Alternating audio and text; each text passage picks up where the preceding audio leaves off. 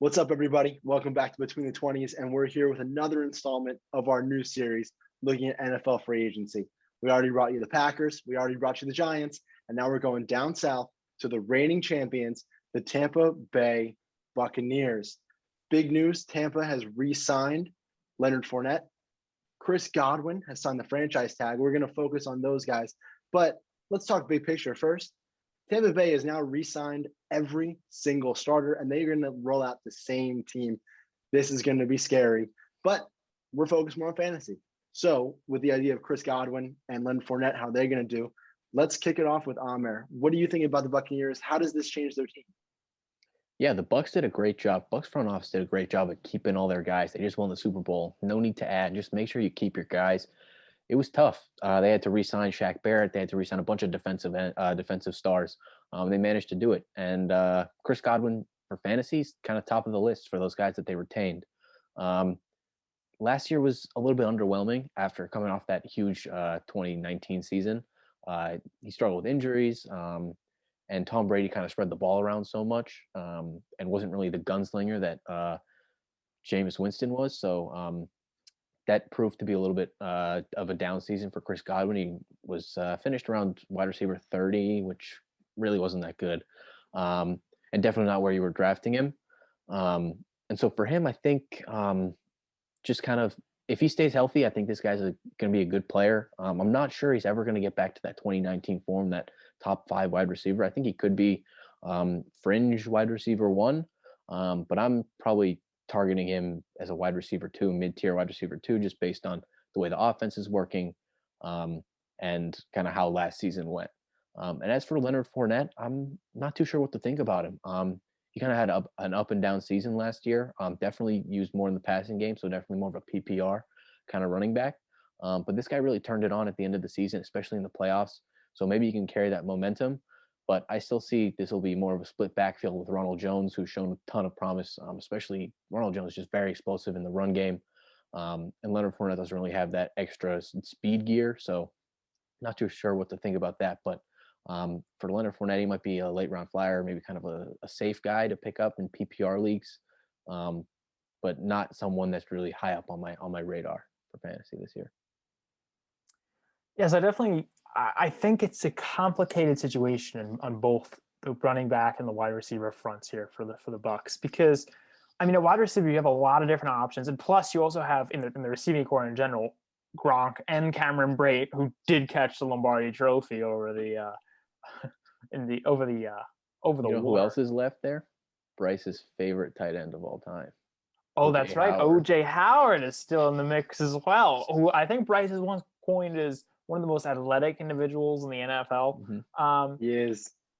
But I mean, that leaves you in a position of, Chris Godwin time is coming up on the draft board, and I think it really makes you think about how much you trust Chris Godwin getting targets versus Gronk versus Mike Evans. Because I mean, if Mike Evans gets hurt early on, Chris Godwin can be a season-ending injury or something that's going to make him miss substantial time. Chris Godwin could be a fantasy league-winning player.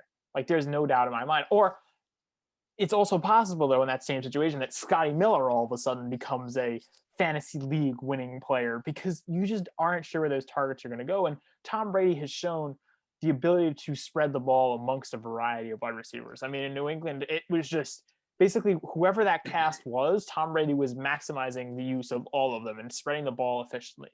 So it's really going to be difficult to sort of tell which of those receivers is going to, be getting the ball on any given week, provided that nothing really changes on the injury front. So with that, I'd have to say I wouldn't be enthused getting Chris Godwin in my draft unless he had a real drop sort of and where he's expected to be, I'd say. And then in the running back front, re-signing Leonard Fournette, I mean, it makes a little bit of a difference. Like Amer said, maybe a late round flyer in the case of injuries. If Ronald Jones does succumb to injury at some point during the season. But I mean, I don't see you taking him as a handcuff option, obviously, because you're not cuffing anyone really. So I'd probably be using those late rounds to, sort of solidify my lineup with that handcuff if I have a dominant running back. Or if you don't have a dominant running back, I'd say maybe trying to find somebody with a little bit more of upside potential, for sure. So all in all, I think even though these players re-signed and that should provide more clarity to the situation, you're left just more confused when it comes to these players in particular. And if you were very high on Mike Evans before because you thought that Chris Godwin wasn't going to re-sign, you're come back down on your valuation, I hope. But Bryce, what do you think? Yeah, I mean, you guys said it. I think while Tom Brady does spread the ball around, I think last year clearly showed us that Mike Evans is his favorite target, at least in this offense. Target share was absurd. It's the way Mike Evans play elevated, I think just says all that it needs to say. Chris Godwin is coming off the finger injury. He played through it last year. It's not a big deal, but in theory, you never know.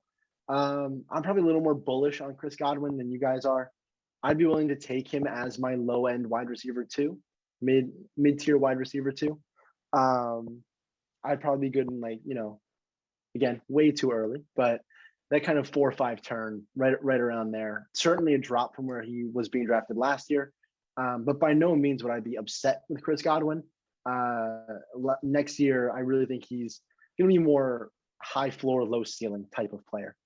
As for Leonard Fournette, you guys said it. It's interesting, right? The way that I kind of see it is an extreme poor man's version of Kareem Hunt, at least the way he played last year. His pass usage, Ronald Jones, for the most part, took the lion's share of the carries, much like Nick Chubb does in Cleveland. Again, poor man's version. But you just don't know how much impact he's going to have. So I agree with everything you guys were saying about these players. But certainly an offense that I think you would want to buy into.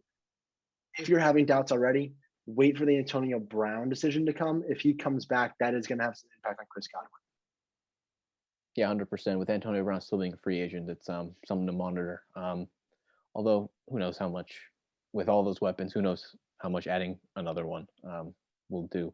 But I have a question for Mike. I'm pretty sure I know the answer for Bryce. But Mike, if you're in this draft and you see Kenny Golladay and you need a wide receiver and Chris Godwin on the board, who are you taking? Who's higher in your rankings?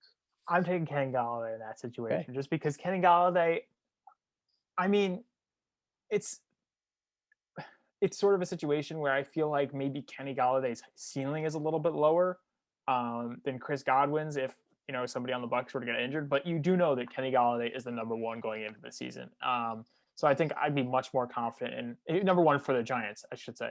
So I'd be much more confident, taking that risk. And you're kind of betting on the Giants having a decent passing attack, which I think is, given that they didn't really have that many receiving weapons last year. I mean, in terms of you replacing Golden Tate with Kenny Golladay, Slayton and Shepard, I think, are good side pieces, but I really don't think you got a true view of kind of that passing offense if you were to add like a high skill wide receiver. So I think that you're getting sort of upside in that situation.